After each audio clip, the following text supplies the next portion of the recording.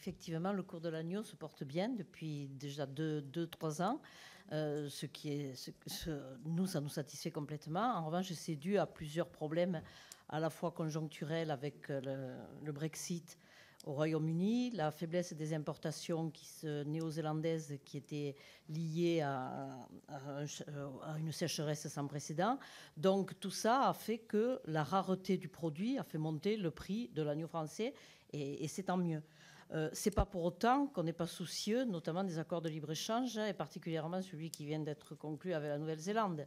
Voilà. Alors on sait très bien que les contingents aujourd'hui n'étaient pas remplis, puisqu'ils le sont pratiquement qu'à 50%, mais il n'empêche que la Nouvelle-Zélande a des possibilités de réactivité que nous n'avons pas, à des prix qui arrivent quand même à 2,5 fois moins cher que l'agneau français, et que de suite ça a un impact sur les cours, forcément. Donc oui, les éleveurs sont inquiets, et puis surtout qu'on a l'impression d'être dans un autre monde. On ne comprend pas. On ne comprend pas quand on voit l'Union européenne afficher une décroissance pour l'élevage à hauteur de 30% pour les années à venir, et qu'on importe davantage de viande. Où est la cohérence dans tout ça? Est-ce qu'on nous dit à nous, Français, ne produisez plus et on va en importer davantage?